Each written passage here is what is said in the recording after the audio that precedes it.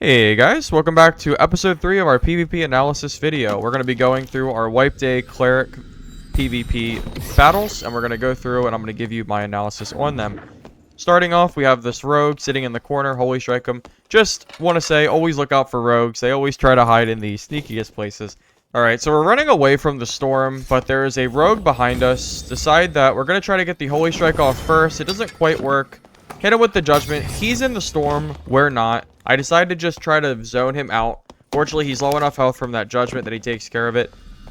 Now a fighter comes up. He's trying to teabag. We're not going to do that. He's obviously weak from the storm. Hit him with the holy strike. We don't have a judgment because of the rogue. As I mentioned in previous episodes, when you're swinging with the mace, you want to kind of crouch and aim to the side when people are doing that to try to hit them without them hitting you. This guy kind of catches us off guard. We don't have time to buff. We have a skeleton behind us. Fortunately, we hit him right in the head, which is the only reason we won that fight. You really just have to be careful when you're really close to somebody. You don't have time to buff. The stick end of the mace just does so much less damage. You really want to make sure that you're hitting people with the top part of the mace to deal that maximum damage, if possible, when you're in close quarters combat. Now, we see a blue portal. I always recommend pre-buffing before you go to a portal, because you never know if a rogue is going to be hiding near portals. Now, we're here, and I swear I hear footsteps. A part of me thinks maybe it's below us, but I'm not convinced. So I get rebuffed back up. Protection, bless, strike, and I don't know. It just feels funny to me. We walk right into this rogue. He gets unhidden. Hit him twice. Hit him with the judgment. He dies. If we don't buff and we just go straight for that portal, maybe he kills us. Lesson learned. Please take my word for it. Buff before portals. It's not worth this time saved. Just do it. See this Warlock here? Unfortunately, we mess up on our Earthquake. We move right after using it. He was just out of range. I didn't think it was going to hit. He has a Goblin on him, and we do not. Decide to get a Holy Strike off.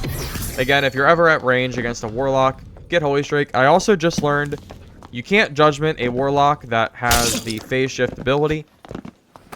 We're very, very low HP. We hit him with the Judgment. We try to shut the door on him. It doesn't work. We decided, you know, there's no point at this point.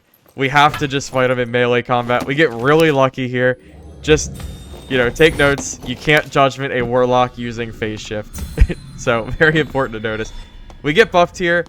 I hit the Holy Strike. I really thought this was a rogue because it was a naked player. It really caught me off guard that it was a fighter. We got really lucky. We should have played that a little bit differently with buffs. Fortunately, it worked out. We still started out with our Holy Strike, hit him with the Judgment. Still the most important things to do. I hear footsteps down here in this area. Because this is close to the bookshelves, it's a really highly contested area. Most of the time, you're going to have fights here. I hear him, but I'm not seeing him. I see him now. This Bard already killed 2 players with the Rapier. I have no idea how kitted he is. I decided to take him very seriously. Hit him with the Holy Strike, hit him with the Judgment. At this point, though, he runs into Storm. There's no reason for me to run into Storm. He could run across the bridge. For whatever reason, he's just standing there. He's going to play music, but that's fine. I'm still not interested in pushing into the storm after him, because he's going to be a lot faster than we are. It's one of Bard's it's one of the things they're good at. They get really high movement speed when they use their drum instruments. Now, he's playing range. It's smart. Fortunately, we got him. You got to be just really careful. Bards have really crazy range and footwork when they're buffed, and the Rapier can really hit you without being able to hit them back. We got this fighter here in plate armor. This is one of the things clerics are good at. You can kite away from plate armor fighters. Hit him with magic damage. The plate armor isn't going to do a lot. Explosives also do decent damage. Hit him with the strike. Hit him with the explosive. Get him with the judgment. Hit him with another strike. And again, easy kill. Didn't even touch us. We're going to be going down this hallway now. We're full buff because we're running Earthquake. We have the protection bless up. Again, you always want to try to get any chip damage you can while they're further away. We hit him with the Holy Strike and the Judgment. I'm going to block the doorway a bit so he can't chase us into the room. I'm going to go into the storm to heal. As a cleric, you can use the zone as a way to kind of force other players not to chase you. Now that the healing is a lot slower, I think players are less willing to go into the storm after you because they can't just heal that damage immediately. We get full buffed here. We get blast protection and a blue pot up. At this point, I'm going to back away. I do this a lot. I open doors and I jump backwards to start a Holy Strike up. Hit him with that and the blue bottle. Plus the Judgment. Easy kill. Your best bet against fighters, especially plate, is just deal the damage from range. Don't even fight them close unless you have the advantage. Now, we're here. I see a blue portal underneath. Something that I think some people don't realize is you can use Holy Strikes at like pretty crazy angles, but you have to make sure that the marker is on the floor or it won't trigger. So at this point, we have the fighter there. It's kind of an easy kill. Just make sure that when you're aiming it down or anywhere at a weird angle that you can see the trigger, so you know you're gonna hit it. Now this fighter, we push him. We kind of made a little bit of a mistake here. He did way more damage than I expected, so I'm jumping down the stairs to get pre-buffed. At this point, we're full HP. I'm a lot more confident in fighting him. As a cleric, it's really nice. Whenever you can find slopes that you can jump down like that, it's going to make your life so much easier. Now, we're at a kind of a bad spot here. We're at the bottom of the stairs against this Warlock, and we're already low on heals from the previous fight. We need to get damage off on him, and the angling is just really bad for us. I get another Holy Strike on him. He's all the way at the top, and I'm a little afraid of aggroing the mobs on the right-hand side as well, because I can hear the death beetles. I try to get the Judgment off, and it blanks, which is really, really bad for us. Hit it with the Holy Strike, but it hits us too. I thought it was a little bit further away. I made a lot of mistakes during this fight, and I get hit by the spike trap. I think he's far enough away to open the door. I was wrong. So, learn from my misplay. Just be careful when you're down at the bottom of these stairs, because if you get caught by someone like that, it's going to be tough. Now, this fight was a little bit crazy.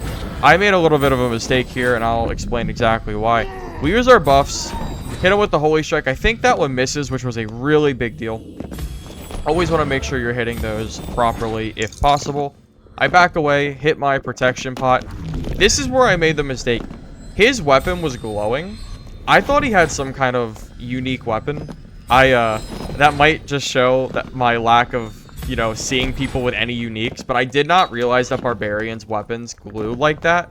So I wasn't sure. I thought I couldn't even fight him in melee range. I thought he would just insta-kill me. So I'm playing very, very timid here. I know I have the HP advantage, but I'm afraid to fight him in, you know, close quarters combat. We pretty much used all of our offensive spells. I'm trying my best to bait out his attacks to find a window to push in there, but that weapon has a very large range. We got pushed kind of close into the circle, and it's not looking super great for us. We don't have buffs. Really what we should have done at this point is, as soon as that Judgment failed, which was really sad, we should have backed away and used another buff. He hits us for a really large amount of damage, and there really isn't anything else we can do at this point. We are stuck against the wall. Really, that whole fight could have been avoided if I just realized barbarians had that ability on their weapons. Kind of a whatever, just a misplay. We're in High Roller. This is just funny. I don't know what this barbarian was doing. I hit him with a strike, and the Goblin Archer just finished him off. I don't know if I've ever seen quite an encounter like that before, but I just thought it was funny. Now here we are, getting pre-buff, going into the gate area.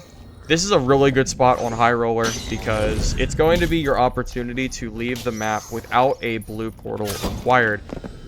I hear him fighting on the other side of the door. Get the Holy Strike ready and the Judgment. At this point, he shuts the door. I'm going to go in here because I know he's low. Finish him off. Again, Holy Strike, Judgment first before fights. It's going to save you lives. Alright, so we're here. I think I hear someone in Troll Room.